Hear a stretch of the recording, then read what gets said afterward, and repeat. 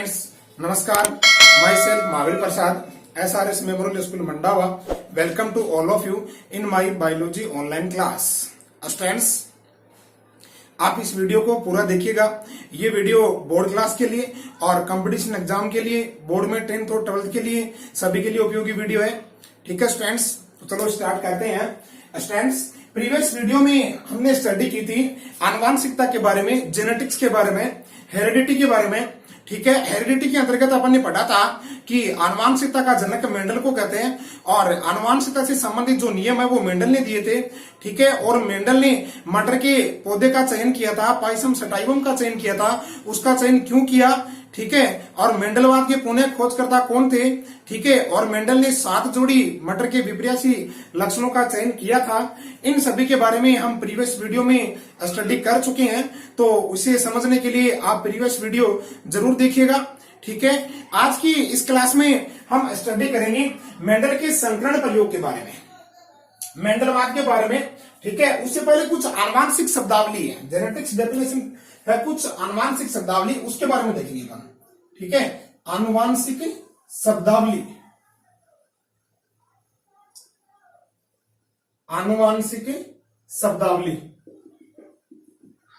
ठीक है, कुछ जेनेटिक कोड, जेनेटिक वर्ड है। ठीक है, उन जेनेटिक वर्ड्स के बारे में अपन पढ़ेंगे यहाँ। तो आनुवांशिक शब्दावली में सबसे पहला, सबसे ज्यादा जो शब्द यूज किया जाता है वो है जीन। ठीक है, जीन क्या है? देखिए, सबसे पहली बात तो जीन गुणसूत्रों पर रैखिक क्रम में पाए जाते हैं। ठीक है, ये डीएनए की बनी होती है। लेकिन मेंडल ने जो जीन है ना, मेंडल ने जीन को कारक कहा था। क्या कहा था? कारक। मेंडल ने जब आनुवांशिकता के नियम दिए थे, जब अपने संकरण प्रयोग किए थे, आनुवांशिकता के बारे में जब इन्होंने बताया था, ठीक है, उस समय जीन को कारक नाम दिया था मेंडल ने। ठीक है ना, कारक कहते थे। लेकिन मेंडल के बाद एक वैज्ञानिक आया जिसका नाम था जोहानसन। मेंडल ने क्या नाम दिया था? कारक। मतलब मेंडल ने क्या कहा कि सजीवों के अंदर, सजीवों में जो लक्षण पीढ़ी दर पीढ़ी संचरित होते हैं, उन लक्षणों को आनुवांशिक लक्षण कहते हैं। ठीक है, और उन आनुवांशिक लक्षणों का नियंत्रण करने के लिए जीवों के शरीर में विशेष प्रकार की संरचनाएं उपस्थित होती हैं, उन संरचनाओं को कहते हैं कारक। यह बात किसने कही थी? मेंडल ने कही थी। ठीक है स्टूडेंट्स, उसके बाद एक वैज्ञानिक और आया जिसका नाम था जोहानसन। क्या नाम था? जोहानसन।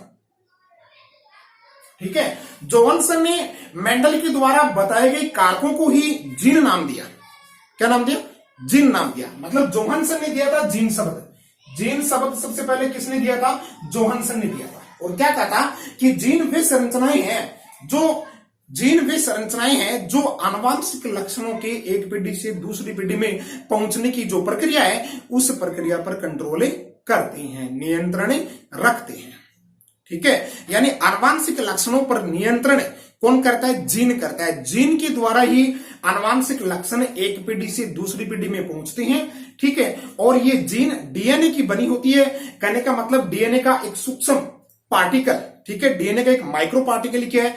जीन है, जो कहां पाया जाता है? गुणसूत्रों पर रैखिक क्रम में पाए जाते हैं। ठीक है स्टूडेंट्स, ये था जीन के बारे में। नंबर सेकंड है युग्म विकल्पी के बारे में। युग्म विकल्पी, एलील के बारे में। ठीक है, युग्म विकल्पी, एलील, ये क्या होते हैं? देखो, आनुवांशिक लक्षणों को नियंत्रित करने वाली जो जीन होती है ना, तो जीन के 2 स्वरूप होते हैं। ठीक है, जीन के 2 विपर्यासी स्वरूप होते हैं। विपर्यासी भी हो सकते हैं, समान भी हो सकते हैं। ठीक है ना, जीन के 2 स्वरूप होते हैं। किसी भी जीन के कितने स्वरूप होते हैं? 2। तो जीन के उन दोनों स्वरूपों को क्या कहते हैं? युग्म विकल्पी या एलील कहते हैं। ठीक है, युग्म विकल्पी या एलील कहते हैं। ठीक है ना, आनुवांशिक लक्षणों को नियंत्रित करने वाली किसी जीन के 2 विपर्यासी स्वरूप होते हैं। उन दोनों विपर्यासी स्वरूप को क्या कहेंगे? युग्म विकल्पी या एलील कहेंगे। ठीक है स्टूडेंट्स, जैसे लंबेपन का एक लक्षण है। ठीक है, अब लंबेपन का, ये बोनेपन का जो लक्षण है, ठीक है, लंबाई का लक्षण है। ठीक है, अब ये जो पादप की लंबाई का लक्षण है, ये एक प्रकार से आनुवांशिक लक्षण बताया मेंडल ने, ये आनुवांशिक लक्षण है। ठीक है, अब इसकी जो जीन है ना, इसकी जीन के 2 स्वरूप होते हैं। लंबेपन लक्षण की जो जीन है उसके दो स्वरूप होते हैं। जैसे एक स्वरूप को अपन कैपिटल टी से डिनोट करते हैं और एक को स्मॉल टी से डिनोट कर दें, ठीक है, ये भी लंबेपन का स्वरूप है। और या फिर दोनों कैपिटल टी भी हो सकते हैं, ये भी लंबेपन का स्वरूप है, ठीक है ना। अब इसमें जो दोनों स्वरूप क्या है, विपर्यासी है, मतलब विभिन्न है, ठीक है ना, विपरीत है एक दूसरे के। विपर्यासी का मतलब एक दूसरे के विपरीत है, और इसमें दोनों क्या है, समान है, ठीक है ना। अब ये जो जीन के दो स्वरूप है ना, इन स्वरूपों को क्या कहते हैं, युग्म विकल्पी या एलील कहते हैं। युग्म विकल्पी या एलील कहते हैं, ठीक है स्टूडेंट्स, यू अंडरस्टैंड। युग्म विकल्पी, तो एक युग्म विकल्पी हो गया जो कि लंबेपन को इंगित करती है, ठीक है, और ये क्या होगा, वैसे जीन ये वैसे जो युग्म विकल्पी है बोनेपन को प्रतीत करती है, ठीक है ना, बोनेपन को इंडिकेट करती है, ठीक है ना। लेकिन इसमें कैपिटल टी प्रभावी होने के कारण ये जो जीन है ये लंबाई का जो लक्षण है, ठीक है ना, उसको इंगित करेगी, ठीक है ना। और इसमें दोनों युग्म विकल्पी क्या है, समान है, ठीक है ना। तो ये जो दो स्वरूप होते हैं ना, ये युग्म विकल्पी होते हैं। क्या होता है, युग्म विकल्पी। नंबर 3 है समयुग्मजी। समयुग्मजी, होमोजाइगस, होमोजाइगस, ठीक है, समयुग्मजी। और नंबर 4 है विषम युग्मजी। विषम युग्मजी यानी हेटेरोजाइगस।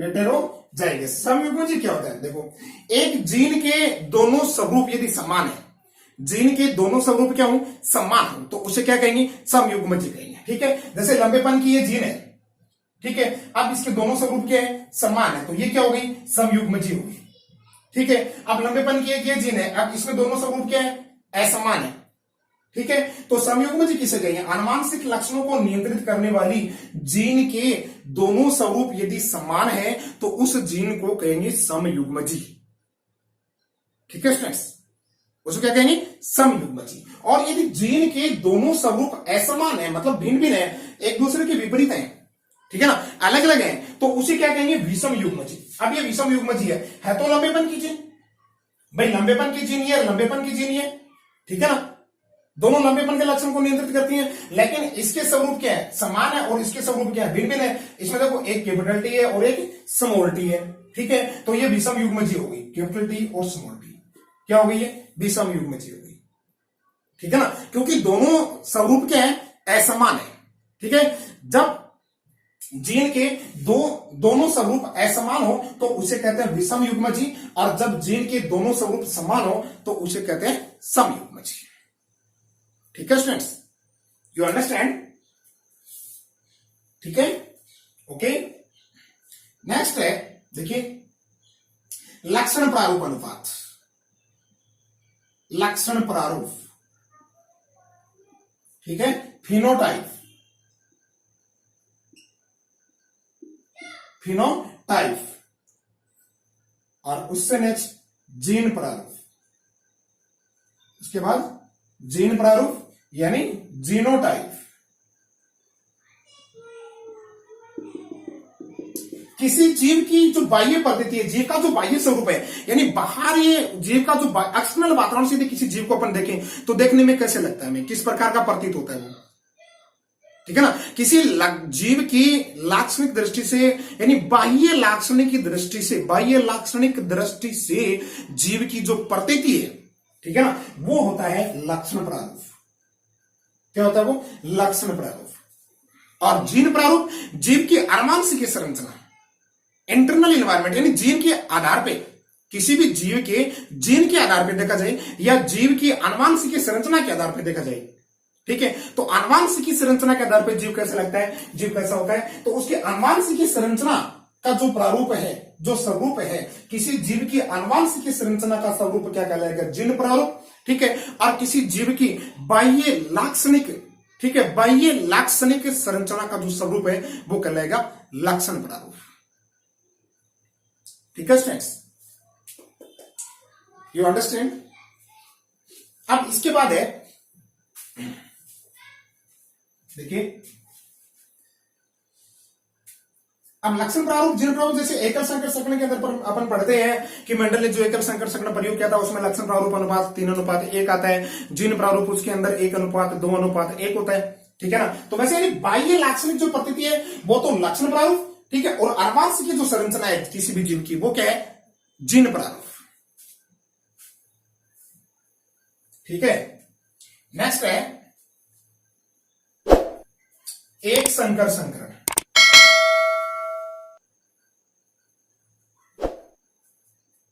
देखो नेक्स्ट है एक संकर संकरण, मोनोहाइब्रिड क्रॉस। एक संकर संकरण, ठीक है, फिर है द्विसंकर संकरण, द्विसंकर संकरण, फिर है त्रिसंकरण, त्रिसंकरण, ठीक है, फिर है बहुसंकरण।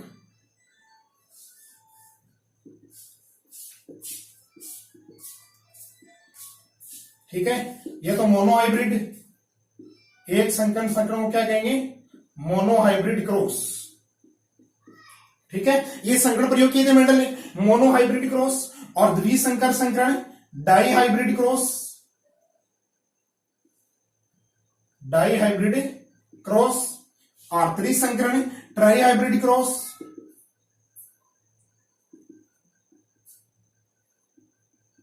ठीक है, और बहुसंकर संकरण पॉलीहाइब्रिड क्रॉस।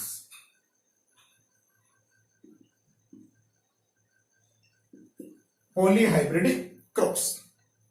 देखिए स्टूडेंट्स, एक संकर संकरण क्या होता है कि एक लक्षण की, यानी वह संकरण प्रयोग, ठीक है, संकरण प्रयोग है सभी, वह संकरण प्रयोग जिसमें एक लक्षण की वंशागति का अध्ययन किया जाता है, ठीक है। वह लक्षण मतलब वह संकरण प्रयोग जिसमें एक लक्षण की वंशागति का अध्ययन किया जाता है, तो वो क्या है, एक संकर संकरण, ठीक है। और द्विसंकर संकरण जिसमें दो लक्षण की वंशागति का अध्ययन किया जाता है, ठीक है। और त्रिसंकर संकरण जिसमें तीन लक्षण की वंशागति का अध्ययन किया जाता है, ठीक है स्टूडेंट्स। और बहुसंकर संकरण जिसमें बहुत सारे लक्षण की वंशागति का अध्ययन किया जाता है, वो क्या होगा, बहुसंकर संकरण होता है। वह संकरण प्रयोग जिसमें एक लक्षण की वंशागति का अध्ययन किया जाता है उसे एक संकरण प्रयोग कहते हैं, ठीक है। और वह संकरण प्रयोग जिसमें दो लक्षण की वंशागति का अध्ययन किया जाता है उसे द्विसंकर संकरण कहते हैं, ठीक है। वह संकरण प्रयोग जिसमें तीन लक्षणों की वंशागति का अध्ययन किया जाता है उसे त्रिसंकर संकरण कहते हैं। और वह संकरण प्रयोग जिसमें बहुत सारे लक्षणों की वंशागति का अध्ययन किया जाता है उसे बहुसंकर संकरण कहते हैं, ठीक है स्टूडेंट्स। ये थे संकरण प्रयोग से संबंधित आनुवांशिकी शब्दावली, ठीक है ना। इसके बाद नेक्स्ट है F1 पीढ़ी, जनक पीढ़ी। जनक पीढ़ी के बाद F1 पीढ़ी, ये सारे आनुवांशिक शब्दावली है, ठीक है। F1 पीढ़ी के बाद F2 पीढ़ी, ठीक है। F1 पीढ़ी, F2 पीढ़ी, जनक पीढ़ी, ये क्या होते हैं कि संकरण प्रयोग में मेंडल ने संकरण प्रयोग में सर्वप्रथम जिन पादपों के मध्य क्रॉस करवाया था और जिन पादपों के मध्य क्रॉस करवा करके और उनसे संततियां प्राप्त की थी, ठीक है ना, उन पादपों को कहते हैं जनक पीढ़ी। उनको क्या कहा, जनक पीढ़ी नाम दिया गया, ठीक है स्टूडेंट्स। वे पादप, ठीक है, जिनके मध्य, ठीक है, संकरण प्रयोग करवा के संततियां प्राप्त की गई, उन पादपों को क्या नाम दिया गया, जनक पीढ़ी, ठीक है।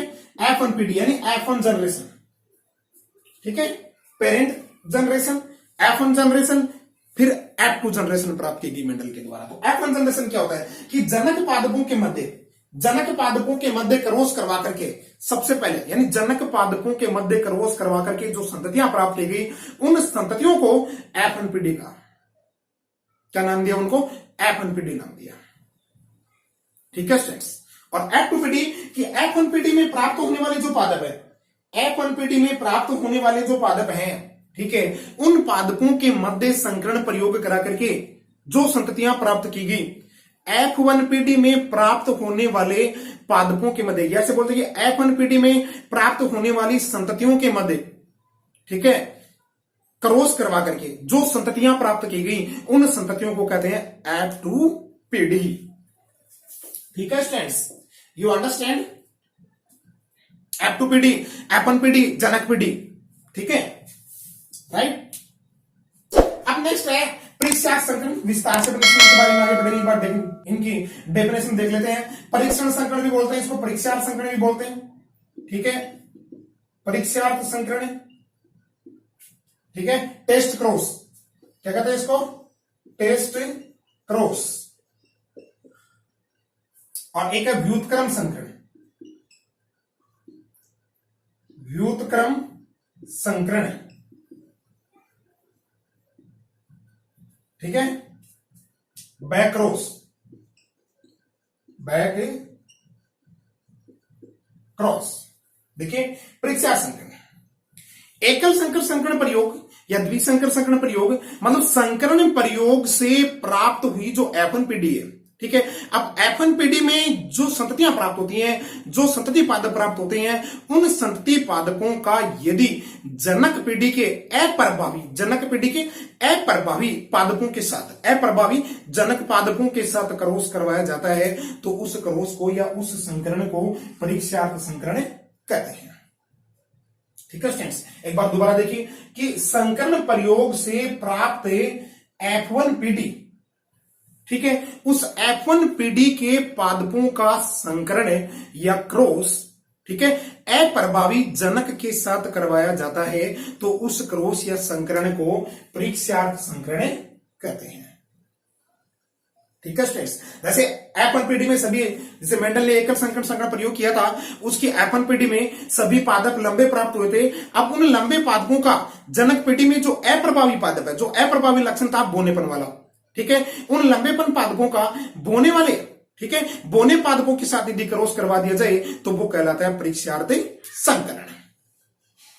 ठीक है स्टूडेंट्स, यू अंडरस्टैंड? नेक्स्ट है व्युत्क्रम संकरण। व्युत्क्रम संकरण किसे कहेंगे कि F1PD में प्राप्त हुए पादपों का क्रॉस यदि जनक पीढ़ी में, ठीक है, जनक पीढ़ी के प्रभावी या अप्रभावी में से किसी भी जनक के साथ क्रॉस करवाया जाता है तो उसे कहते हैं व्युत्क्रम क्रॉस या बैक क्रॉस या व्युत्क्रम संकरण। ठीक है स्टूडेंट्स, यानी F1PD में प्राप्त पादपों का क्रॉस यदि जनक पीढ़ी के किसी भी पादप के साथ, प्रभावी या अप्रभावी में से किसी भी पादप के साथ करवाया जाता है तो उसे व्युत्क्रम संकरण या बैक क्रॉस कहते हैं। ठीक है स्टूडेंट्स, यू अंडरस्टैंड? नेक्स्ट है प्रभावी लक्षण व अप्रभावी लक्षण, dominant character and recessive character. देखिए ये क्या होता है? प्रभावी लक्षण और एक है अप्रभावी लक्षण।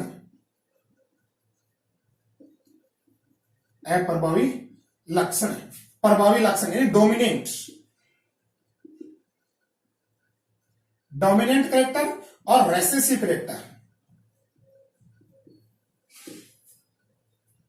ठीक है, रेसेसिव करेक्टर। डोमिनेंट करेक्टर क्या होता है कि संकरण प्रयोग में F1PD में, संकरण प्रयोग से प्राप्त हुई, मतलब संकरण प्रयोग में क्या करते हैं, जनक पादपों के साथ क्रॉस करवाते हैं, ठीक है, जनक पादपों के मध्य क्रॉस करवाते हैं। अब संकरण प्रयोग में जनक पादपों के मध्य क्रॉस करवाने के पश्चात F1PD प्राप्त की जाती है। उस F1PD में जिस लक्षण के पादप प्राप्त होते हैं उस लक्षण को प्रभावी लक्षण कहते हैं। यानी सीधी सी सिंपल सी बात है कि F1PD में प्रकट होने वाले लक्षण प्रभावी या डोमिनेंट करेक्टर कहलाते हैं। ठीक है, यू अंडरस्टैंड? नेक्स्ट है अप्रभावी लक्षण यानी रेसेसिव करेक्टर। रेसेसिव करेक्टर क्या होता है कि वे लक्षण जो F1PD में प्रकट नहीं होते हैं, यानी संकरण प्रयोग पादपों के मध्य, जनक पादपों के मध्य संकरण प्रयोग करवाने के पश्चात जो लक्षण F1PD में प्रकट नहीं होता है उन लक्षणों को अप्रभावी लक्षण कहते हैं।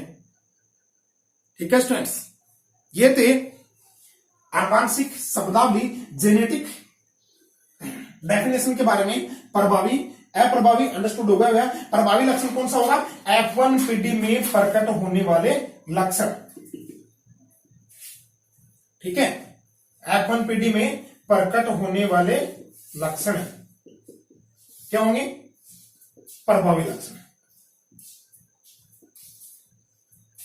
ठीक है। और अप्रभावी लक्षण वे लक्षण जो F1PD में प्रकट नहीं होते हैं और F1PD के पादपों के मध्य स्वपरागण करवाने के पश्चात जो F2PD प्राप्त होती है, उस F2PD में जो पादप प्राप्त होते हैं, ठीक है, जो F2PD के अंदर प्राप्त होंगे उनको अप्रभावी लक्षण कहते हैं। अप्रभावी लक्षण कभी भी F1PD में प्रकट नहीं होगा, ठीक है ना। F1PD में हमेशा प्रभावी लक्षण प्रकट होता है। You understand? अब नेक्स्ट है मेंडल के द्वारा किए गए संकरण प्रयोग। तो देखिएगा, ध्यान से समझिएगा।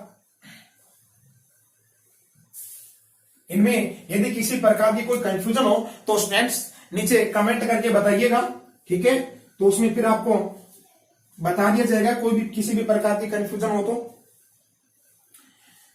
अब नेक्स्ट अपना टॉपिक आता है मेंडल के द्वारा किए गए संकरण प्रयोग। मेंडल ने मुख्य रूप से तो दो संकरण प्रयोग किए थे, एकल संकर संकरण प्रयोग और द्विसंकर संकरण प्रयोग, ठीक है। एक संकर संकरण प्रयोग यानी मोनो हाइब्रिड क्रॉस, ठीक है, संकरण प्रयोग पढ़ेंगे हम।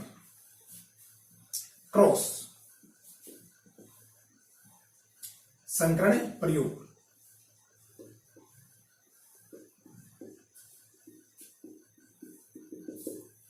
ठीक है। उनमें सबसे पहला है एक संकर संकरण प्रयोग या एकल संकर संकरण प्रयोग, ठीक है। तो देखिए सबसे पहले इसकी डेफिनेशन पढ़ते हैं कि एक जोड़ी विपर्यासी लक्षणों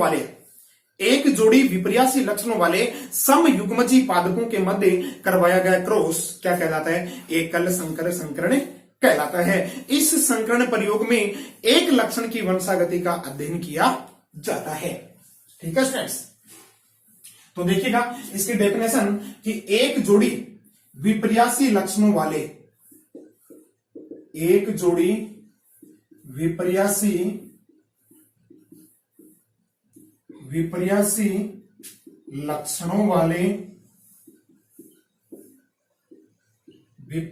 लक्षणों वाले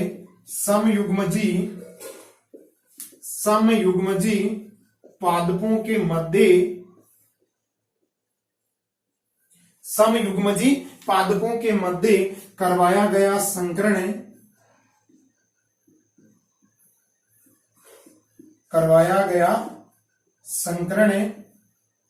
एकल संकर संकरण कहलाता है।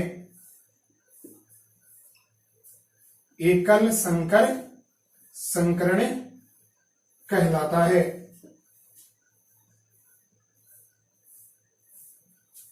ठीक है स्टूडेंट्स। मोनो हाइब्रिड क्रॉस, ठीक है। इस संकरण प्रयोग में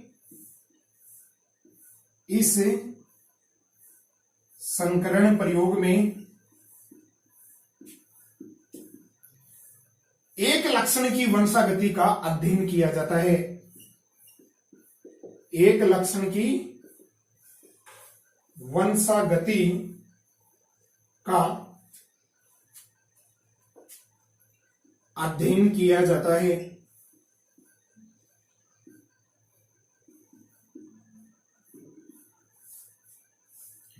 ठीक है स्टूडेंट्स। देखिएगा एक जोड़ी विपर्यासी लक्षणों वाले, एक जोड़ी का मतलब कितने पादप हो गए? दो पादप हो गए, ठीक है, दो पादप होंगे। और भी दोनों कौन से किस रूप में? विपर्यासी लक्षण के होंगे। विपर्यासी लक्षण का मतलब एक दूसरे के विपरीत लक्षण, ठीक है। जैसे पादप की लंबाई का लक्षण लिया, तो अब उसमें दो जो एक जोड़ी लक्षण है, दो लक्षण है, दोनों एक दूसरे के क्या होंगे? विपर्यासी होंगे, मतलब विपरीत होंगे। एक पादप लंबा होगा तो दूसरा पादप क्या होगा? बौना होगा, ठीक है स्टूडेंट्स। समयुग्मजी युग्म में क्लिप किए जो दोनों स्वरूप है वो क्या होंगे? समान होंगे, ठीक है। तो समयुग्मजी पादपों के मध्य करवाया गया संकरण क्या कहलाता है? एकल संकर संकरण कहलाता है। स्क्रीनशॉट ले लीजिएगा स्टूडेंट इसका, ताकि याद करने में आसानी रहे।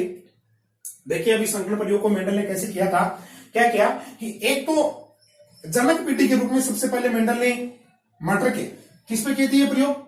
मटर के पादप, पाइसम सटाउन पे किए थे, उद्यान मटर पे किए थे। ठीक है, जनक पेटी के रूप में मेंडल ने एक शुद्ध या समयुग्मजी लंबा पादप लिया। समयुग्मजी, ठीक है, लंबा पादप। ठीक है, पादप के लंबेपन वाले लक्षण पे इसने मेंडल ने यह प्रयोग किया था। ठीक है ना, लंबेपन वाले लक्षण में तो उसमें एक जोड़ी विपर्यासी लक्षणों वाले, ठीक है, पादपों के मध्य क्रॉस करवाया, यानी दो पादपों के मध्य क्रॉस करवाया और दोनों क्या थे, विपर्यासी लक्षण वाले थे। ठीक है, तो विपर्यासी लक्षण में देखो, एक तो समयुग्मजी लंबा पादप हो गया, ठीक है, और एक हो गया समयुग्मजी बोना पादप, समयुग्मजी बोना।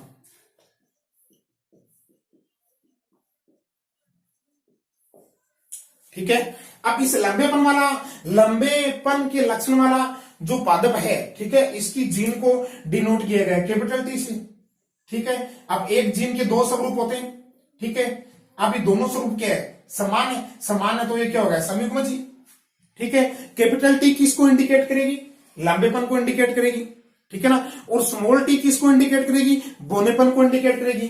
कैपिटल टी इंटू ये दो स्मॉल टी, ये हो गया समयुग्मजी बोना। ये तो समयुग्मजी लंबा पादप और ये क्या हो गया, समयुग्मजी बोना पादप। ठीक है स्टूडेंट्स, अब क्या होगा, अब इनके युग्मक बनाए, इनके बीच में क्रॉस करवाया मेंडल ने। ठीक है ना, संकरण करवाया। ठीक है स्टूडेंट्स, मतलब परागण करवाया इनके बीच में, परागण होने दिया, परागण होने के बाद में क्या हुआ, निषेचन हुआ। ठीक है, और निषेचन होने के बाद में क्या हुआ भाई, परागण होने के बाद में युग्मक बने, फिर युग्मकों के बीच में निषेचन हुआ। ठीक है ना, लैंगिक की प्रक्रिया संपन्न हुई, निषेचन होने के बाद में क्या हुआ, एम्ब्रियो बना।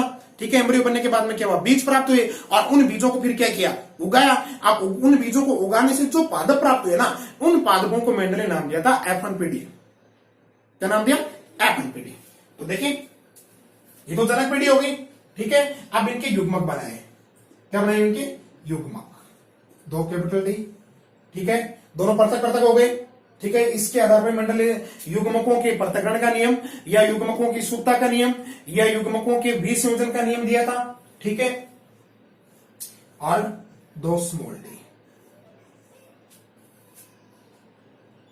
ठीक है, युग्मक बना लिए, ये क्या है, युग्मक। अब इनके बीच में क्रॉस हुआ। ठीक है, युग्मक के मध्य निषेचन हुआ। ठीक है ना, निषेचन किन के बीच में था, युग्मकों के बीच में, और दोनों विपरीत है, विपर्यासी है। ये तो लंबे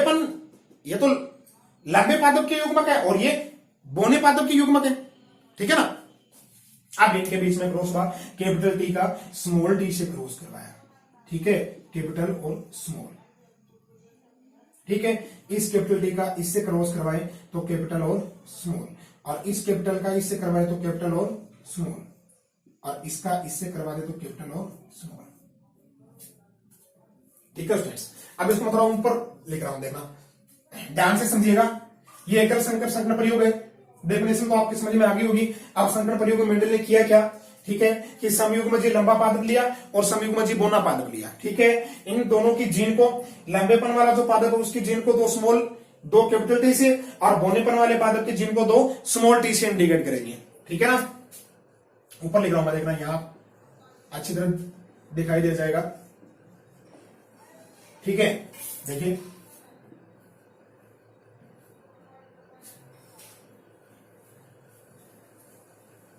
दो कैपिटल टी,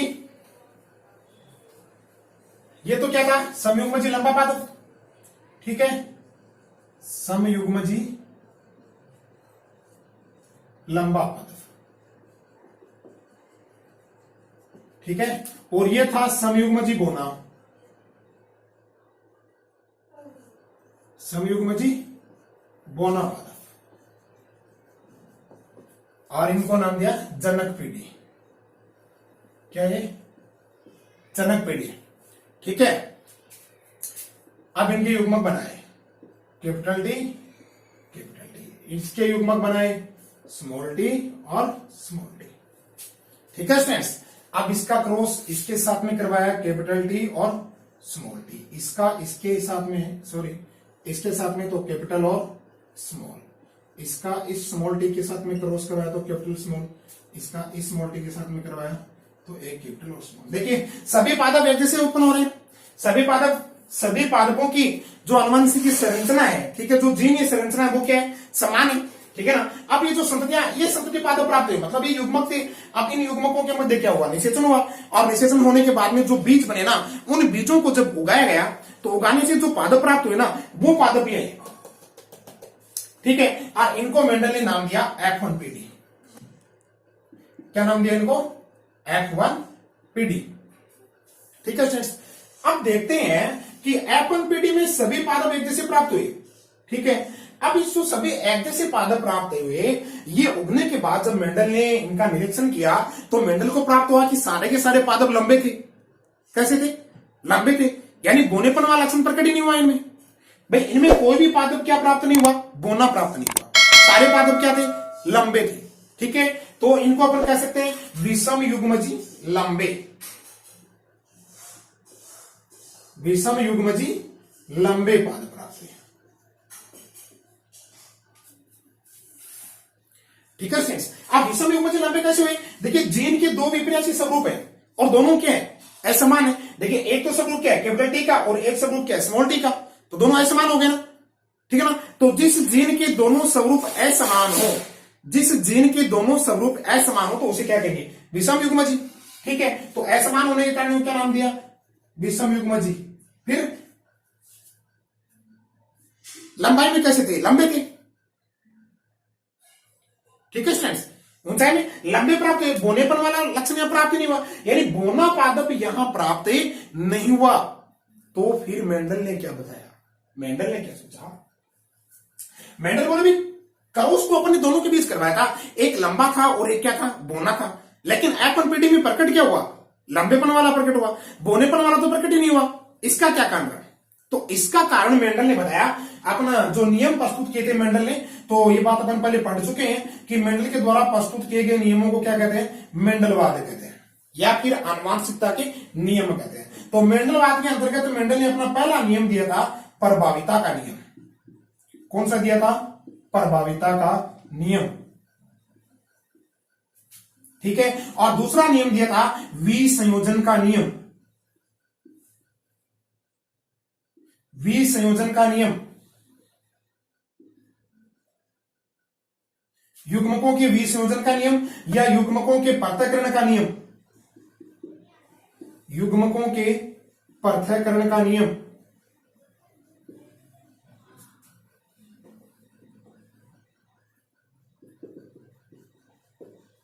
या युग्मकों की शुद्धता का नियम, इसको युग्मकों की शुद्धता का नियम, ठीक है।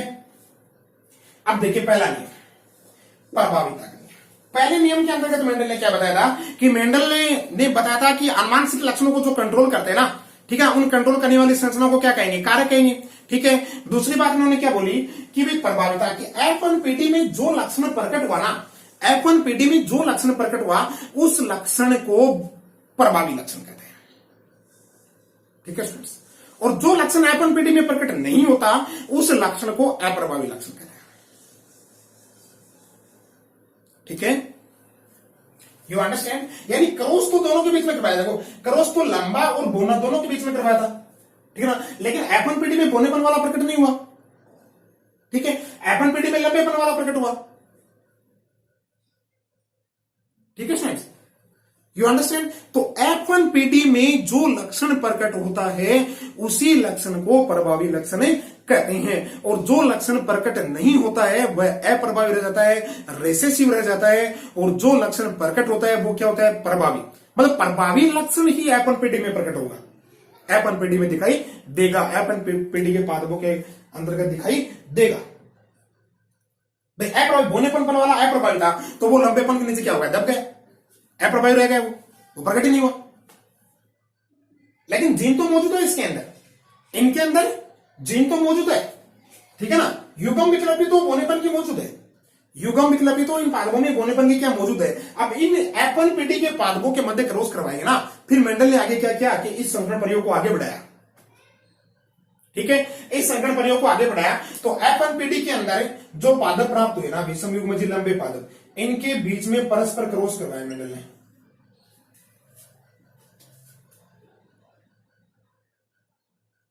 ठीक है स्टूडेंट्स, इनके बीच में परस्पर क्रॉस करवाया। ठीक है, इस संकरण प्रयोग को आगे बढ़ाते हुए मेंडल ने F1PD में जो विषम युग्मजीय लंबे पादप प्राप्त हुए ना, इन लंबे पादपों के मध्य परस्पर स्वपरागण होने दिया। तो इनके बीच में जो स्वपरागण होने दिया उससे जो पादप प्राप्त हुए मेंडल को, वहां बोनेपन वाला लक्षण भी प्रकट हुआ। ठीक है ना, देखिए ये जनक थे। ठीक है, अब युग्मक बना दीजिए, देखो अलग दिखा देते हैं, कैपिटल डी स्मॉल डी। ठीक है, कैपिटल और स्मॉल। अब इसका क्रॉस इस युग्मक के साथ में दो कैपिटल टी, इसका क्रॉस इसके साथ में तो एक कैपिटल एक स्मॉल, इसका क्रॉस इसके साथ में तो एक कैपिटल एक स्मॉल। ठीक है, और इसका इसके साथ में तो दोनों युग्म विकल्पी स्मॉल। अब ये देखिए यहां, ठीक है, यहां ये जो है ना, इसको मेंडल ने F2PD नाम दिया। क्या कहा मेंडल ने इसको? F2PD। ठीक है ना, यानी F2PD F1PD के जो पादप थे ना, उनके युग्मकों के बीच में क्रॉस करवाया मेंडल ने। वर्ग पनेट, इसका पनेट वर्ग यदि बना के देखें तो देखिए ये लीजिए, कैपिटल टी स्मॉल टी, दो युग्म मतलब है यहां पे, कैपिटल टी स्मॉल टी। ठीक है, एक कैपिटल टी एक स्मॉल टी। ठीक है, एक तरफ मेल गेमेट हो गए और एक तरफ फीमेल गेमेट हो गए, कैपिटल टी और स्मॉल टी। अब इसका इसके साथ में क्रॉस करवाया तो कैपिटल टी। ठीक है, इसका इसके साथ में करवाया तो एक कैपिटल एक स्मॉल, इसका इस साथ में करवाया तो इसका इस साथ में करवाया कैपिटल स्मॉल, अब इसका इस साथ में करवाया तो दोनों स्मॉल। ठीक है, ये देखिए यही जो जीन प्रारूप है, यही जीन प्रारूप यहां प्राप्त हो रहा है। देखिए ठीक है, अब यहां देखिए ये जो F2PD है, इस F2PD के अंतर्गत मेंडल को क्या हुआ? बोना पौधा प्राप्त हुआ। देखिए ये क्या है? बोना, शुद्ध बोना, समयुग्मजीय बोना। दोनों युग्म में विकल्पी समान है इसमें। ठीक है, दोनों स्मॉल टी है, दोनों समान है, स्मॉल टी है, तो क्या हो गया? समयुग्मजीय बोना। और ये क्या हो गया? समयुग्मजीय लंबा। और ये दोनों क्या हो गए? विषम युग्मजीय लंबा।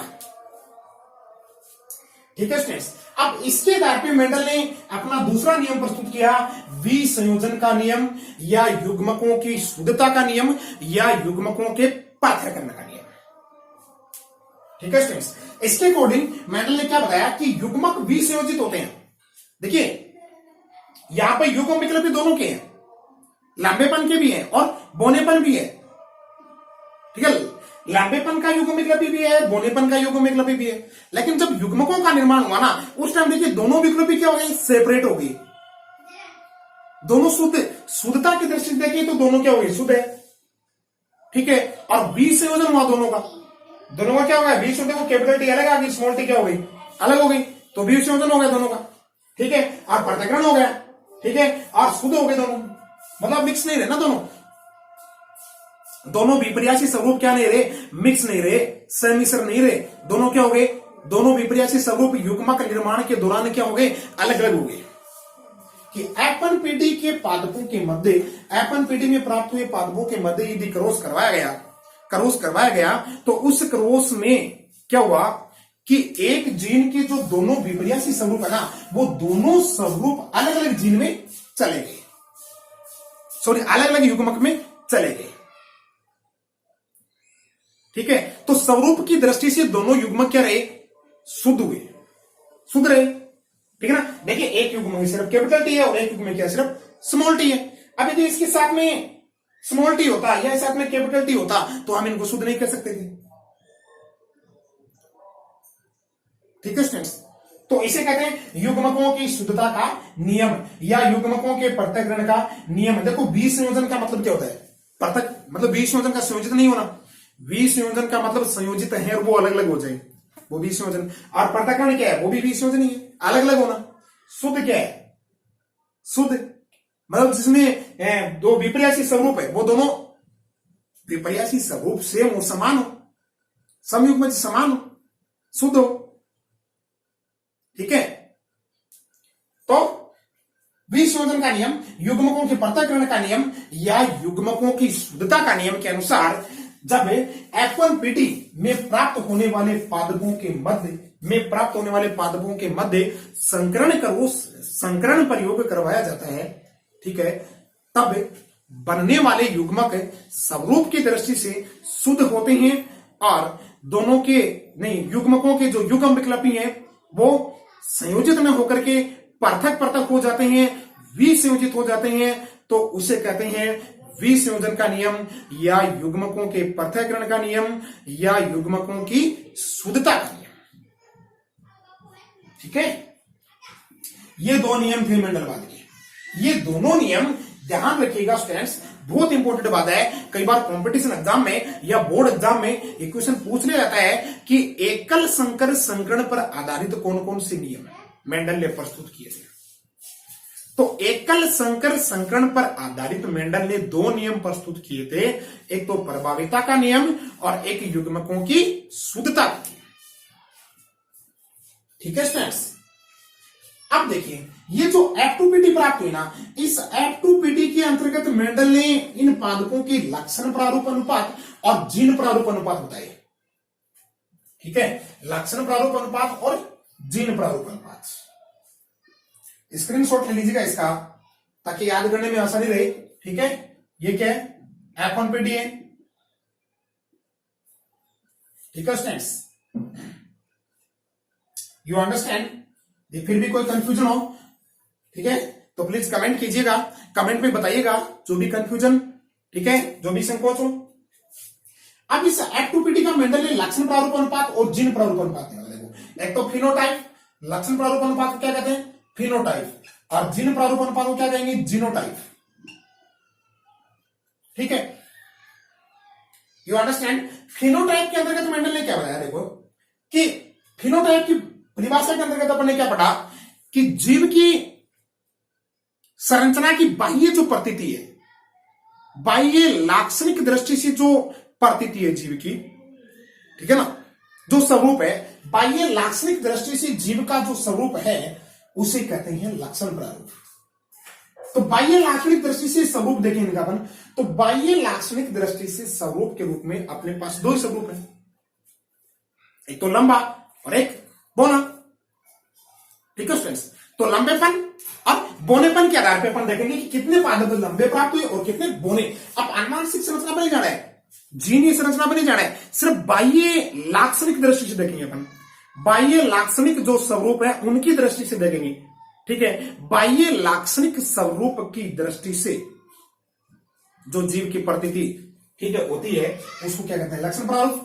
तो बाह्य लाक्षणिक स्वरूप की दृष्टि से कितने स्वरूप अपने पास, दो, तो लंबापन का एक बोनेपन का। तो हमें ये देखना कितने लंबे और कितने बोने। तो देखिएगा ये तो क्या है, लंबा, दोनों कैपिटल डी, तो लंबा हो गया। और ये क्या है, एक कैपिटल और एक स्मॉल, तो स्मॉल पर कैपिटल क्या है, प्रभावी, तो ये भी क्या हो गया, लंबा। फर्क क्या है इसमें और इसमें, फर्क क्या है, देखो ये तो समयुग्मज लंबा और ये क्या हो गया, विषम युग्मज लंबा, क्योंकि इसमें जीन के दोनों स्वरूप क्या है, भिन्न भिन्न है, और इसमें जीन के दोनों स्वरूप यानी दोनों युग्म विकल्पी क्या है, समान है। तो जिस जीन के दोनों युग्म विकल्पी समान हो वो समयुग्मजी, और जिस जीन के दोनों युग्म विकल्पी असमान हो तो वो क्या होगा, विषम युग्मजी। ठीक है स्टूडेंट्स, तो ये समयुग्मजी लंबा और ये विषम युग्मजी लंबा, यानी स्मॉल टी पे कैपिटल टी क्या है, प्रभावी है। तो प्रभावी होने के कारण कौन सा लक्षण प्रदर्शित करेगा, ये कौन सा पादप होगा, ये लंबा पादप होगा, ये विषम युग्मजी लंबा, और ये विषम युग्मजी लंबा।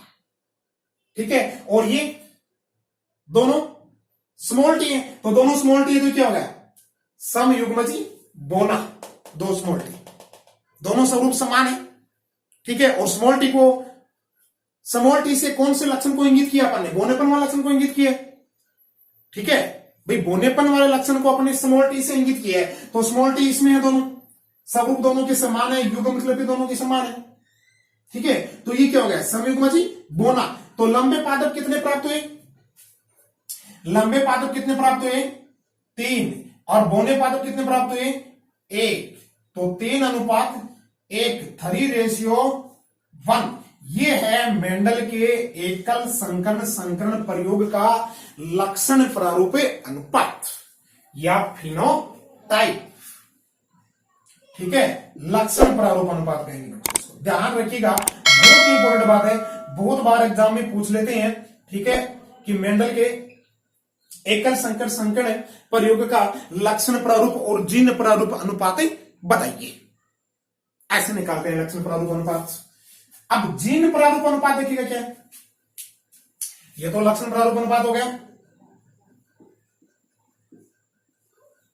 ठीक है, लक्षण प्रारूप अनुपात। अब जीनोटाइप, जीन प्रारूप अनुपात, मतलब अब क्या करेंगे जीनोटाइप में, देखो जीन संरचना से जीन प्रारूप अनुपात अपने परिभाषा में पढ़ा कि किसी जीव की आनुवांशिक दृष्टि से या किसी जीव की जीन संरचना से देखने पर जीव की जो प्रतीति होती है, जो संरचना बनती है, वो क्या है? जीनोटाइप। ठीक है, मतलब युग्म विकल्पी के आधार पर देखेंगे हम, जीन के अंदर उपस्थित युग्म विकल्पी या जीन के आधार पर देखेंगे। अब बाह्य लक्षण के आधार पर नहीं देखेंगे, जीन के आधार पर देखेंगे। तो इसमें देखिए बाह्य लक्षण तो इसका लंबापन का है। अब जीन दृष्टि से देखो इसको, जीनीय दृष्टि से अपन देखें, ठीक है, तो किसी भी पादप के जीनीय दृष्टि से देखने पर लंबेपन और बौनेपन के आधार पर देखें तो 2 स्वरूप उसके प्राप्त होते हैं, एक तो समयुग्मजी और एक विषमयुग्मजी। ठीक है, एक तो समयुग्मजी और एक विषमयुग्मजी जीनीय दृष्टि से। तो किसी भी पादप की जीनीय दृष्टि से स्वरूप 2 होते हैं, समयुग्मजी एंड विषमयुग्मजी। तो इसमें भी 2 स्वरूप प्राप्त होंगे हमें, एक तो समयुग्मजी और एक विषमयुग्मजी। तो सबसे पहले बात करेंगे अपन समयुग्मजी लंबे पादपों की, कि समयुग्मजी लंबे पादप कितने प्राप्त हुए? समयुग्मजी लंबे पादप, समयुग्मजी लंबे पादप, देखिए समयुग्मजी लंबा एक ही तो है, ये विषमयुग्मजी, ये विषमयुग्मजी है, ये क्या है? समयुग्मजी बोना है। ठीक है, तो समयुग्मजी लंबा पादप कितना है? 1। ठीक है स्टूडेंट्स, यू अंडरस्टैंड? ठीक है, आई होप आप समझते होंगे अच्छी तरह, समझ में आ रहा होगा आपके। ठीक है, अब देखेंगे विषमयुग्मजी लंबे, विषमयुग्मजी लंबे पादप।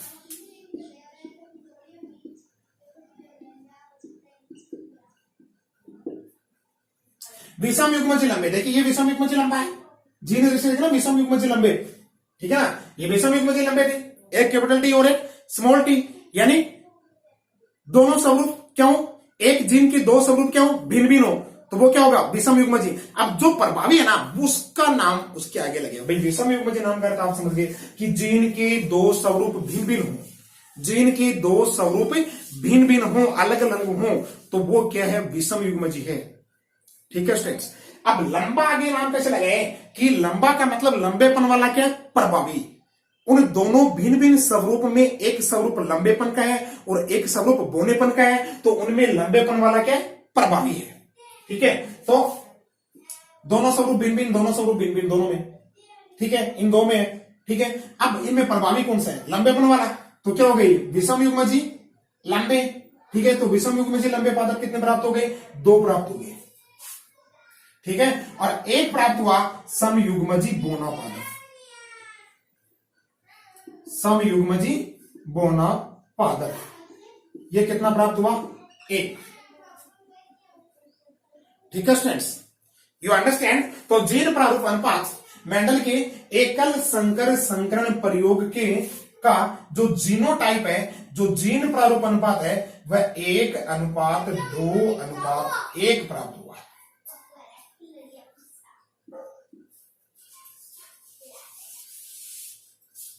ठीक है स्टूडेंट्स, आशा करता हूं कि आपके समझ में आया होगा। ठीक है, कि फिनोटाइप के लक्षण प्रारूप अनुपात कितना? 3:1, और जीनोटाइप या जीन प्रारूप अनुपात कितना? 1:2:1। ठीक है, यू अंडरस्टैंड? ये था एकल संकरण प्रयोग। ठीक है ना। अब इसमें देखिए F2PD के अंदर बोनेपन वाला लक्षण भी प्रकट हो गया, ठीक है। यानी F1PD के पादपों के मध्य क्रॉस करवा करके जो बीज प्राप्त किए, उन बीजों को जो उगाया गया, उगाने से जो पादप प्राप्त हुए ना, उनको F2PD नाम दिया गया। और उस F2PD में मेंडल को लंबे पादप भी प्राप्त हुए और बोने पादप भी प्राप्त हुए, ठीक है ना। इसका मतलब ये लंबेपन वाला और बोनेपन वाला लक्षण जो है वो पीढ़ी दर पीढ़ी पहुंच रहा था, पीढ़ी दर पीढ़ी संतरित हो रहा है कि लंबेपन और बोनेपन का जो लक्षण है वो जनकों से किसमें पहुंचा, F1PD में, और F1PD से किसमें पहुंचा, F2PD में, ठीक है। और इसमें एक लक्षण की मंशा गति बताएगी, इसमें सिर्फ एक लक्षण कौन सा, लंबाई का लक्षण, ठीक है। और ये पीढ़ी दर पीढ़ी क्या हो रहे हैं, संचरित हो रहा है। इसका मतलब मेंडल ने कहा कि यह लक्षण कौन सा है, आनुवांशिक लक्षण है। यानी आनुवांशिक लक्षण कौन सा हो गया, वह लक्षण है जो पीढ़ी दर पीढ़ी जीवों के अंदर क्या हो, संचरित होता हो, उस लक्षण को क्या कहते हैं, आनुवांशिक लक्षण कहते हैं, ठीक है स्टूडेंट्स। और इसके आधार पर मेंडल ने इसको इस प्रयोग के आधार पर समझाया, ठीक है। और इसमें जो फिनोटाइप है वो 3:1 प्राप्त हुआ, और जो जीनोटाइप है वो 1:2:1 प्राप्त हुआ, ठीक है स्टूडेंट्स। आशा करता हूं कि ये टॉपिक आपके जरूर समझ में आया होगा, ठीक है। आज की क्लास में इतना ही करेंगे, ठीक है ना। नेक्स्ट टॉपिक नेक्स्ट क्लास में, ठीक है स्टूडेंट्स। तो thank you for watching my video. Please like, share and subscribe to my channel, ठीक है ना। यार वीडियो को देख रहे हो तो कम से कम सब्सक्राइब, लाइक और कमेंट तो बनता ही है, ठीक है ना। और thank you so much, best of luck. मिलते हैं नेक्स्ट वीडियो में नेक्स्ट टॉपिक के साथ, तब तक के लिए गुड बाय।